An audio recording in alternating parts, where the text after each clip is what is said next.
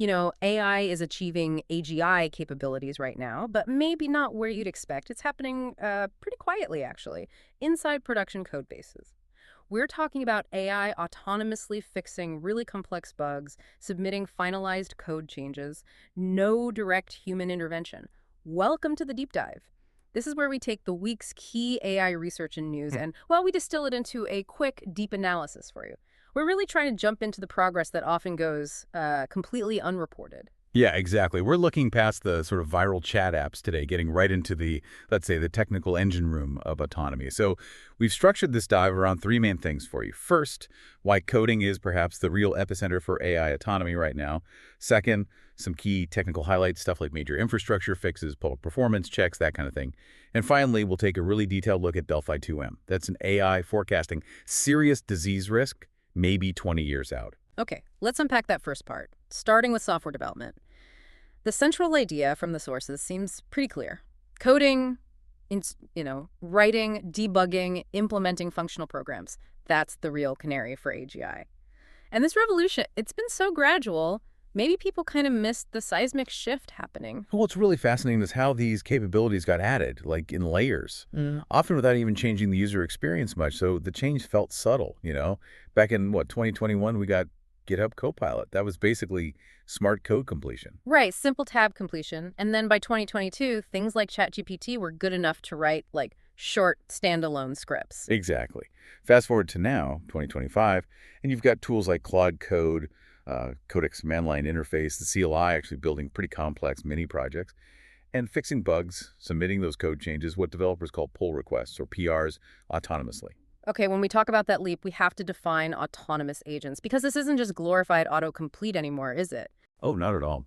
We define autonomous agents as AI that can, understand a task, plan out multiple steps to solve it, run the code it needs, make decisions if something goes wrong, and actually complete the objective without constant human hand-holding. It's a whole loop operating on its own, like stacking Lego blocks of data and logic. And there's actual data backing this up. These projects tracking agents in the wild, they show the Codex web agent has merged over 1 million pull requests already. 1 million. Yeah. Yeah. And those PRs, they're getting merged at an impressive rate, like 80+%. That's for real production code changes, even from agents that are basically, first-time users on a code base. Yeah. Plus, we've seen huge adoption. Like Claude Code, it has something like 20 times more NPM downloads as the Node package manager developers use than the Codex CLI. Honestly, I still wrestle with prompt drift myself sometimes. When I'm just trying to fix simple bugs in my own little weekend project. So it's genuinely humbling to see these production systems hitting that consistent 80% merge rate. Wow. So if coding really is the AGI canary, that consistent 80% merge rate feels like a pretty loud chirp. What does that percentage really tell us about where software autonomy is right now? I think it tells us the AI has achieved a level of reliability. We're definitely past simple suggestions here. These agents are delivering tangible, trusted, ready-to-use output. Okay, let's shift from that underlying code autonomy to some of the headlines. Model performance, public scrutiny. It often feels like the biggest perceived problems in AI turn out to be, pretty mundane infrastructure stuff. That is spot on. If you felt Claude seemed a bit nerfed recently, its capability felt kind of reduced. It wasn't some secret downgrade. Anthropic actually put out a post-mortem. They explained the perceived change was just down to 3 overlapping infrastructure bugs. Simple as that. And they're all fixed now. So yeah, model stability often comes down to pretty boring infrastructure work, not some fundamental drop in capability. Right. And speaking of control, there is also that new feature for GPT-5. Users can now toggle its thinking time. It's web-only for now, but it lets you choose faster answers or maybe smarter, more deliberate quality. Yeah, that's potentially huge for efficiency, letting the user decide the trade-off. And speaking of public perception, Meta had that high-profile moment recently. During their public demo, trying to show off live tasks, the system kind of hung for about a minute. Left the audience a bit unimpressed, apparently.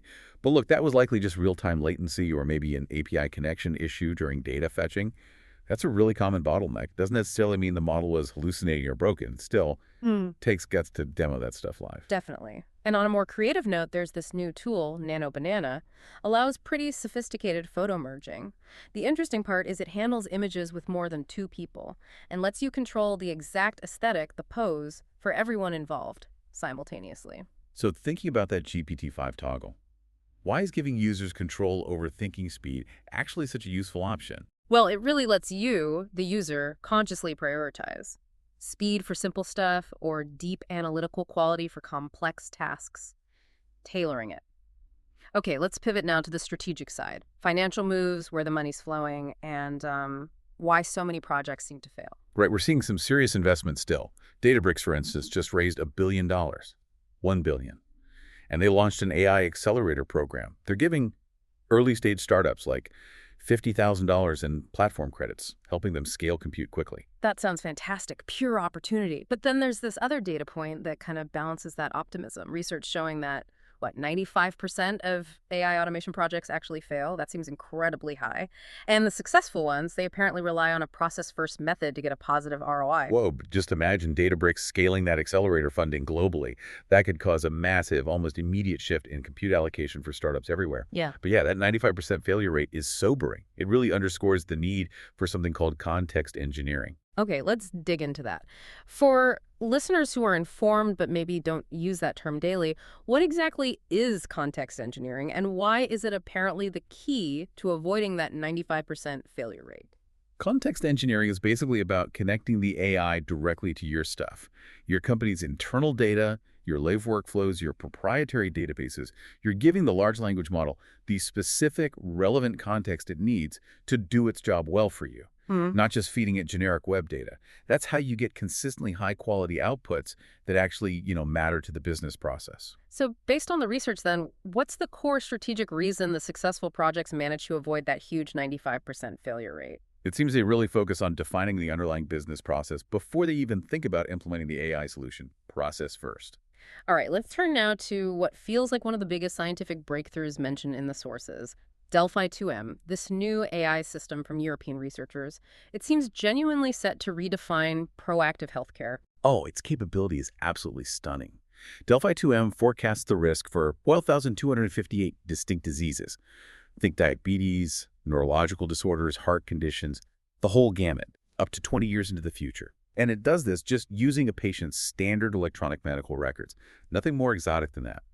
The training data must have been immense. It was initially trained on, data from over 400,000 UK patients, including everything from doctor visits, hospital records, even known lifestyle choices factored in. Exactly.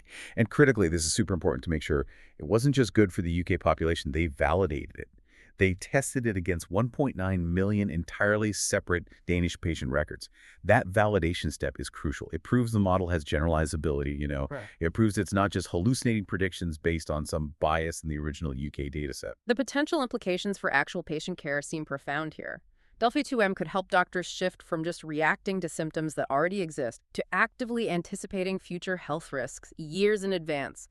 That could fundamentally change medicine towards really personalized prevention plans. Yeah, but it's really important to stress the caveat here. Human doctors are still absolutely necessary. They need to interpret the AI's predictions. The system analyzes risk. The physician provides the judgment, the empathy, the actual treatment plan. It's designed to augment the doctor, definitely not replace them. So going beyond the headline number of diseases or years, what's maybe the biggest operational shift Delphi-2M could bring to something like a standard annual checkup? Well, it fundamentally redefines that checkup, doesn't it? From just a snapshot evaluation of current status to proactive long-term risk mapping for the individual. Okay, so just to quickly synthesize everything we've covered for you today. First, AI in coding. It's quietly crossing some really crucial autonomy thresholds. That 80+% PR merge rate is a key example. Second, model stability issues, often tied to boring infrastructure fixes, not fundamental nerfing. And users are getting more control, like toggling speed versus intelligence. And finally, predictive AI like Delphi-2M is really starting to redefine human health and the whole concept of prevention. So what does this all really mean for you? I think the takeaway is that the most impactful AI progress is often happening silently. It's in the background, deep inside complex systems, the infrastructure, the code bases, the hospitals.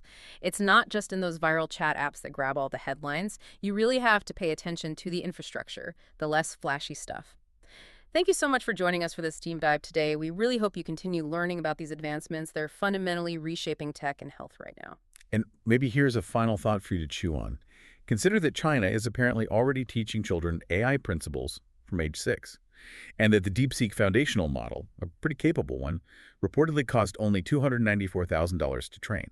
Not millions, thousands. So how rapidly do you think the center of gravity for foundational AI breakthroughs might shift in, say, the next 5 years? Something to think about. Until next time.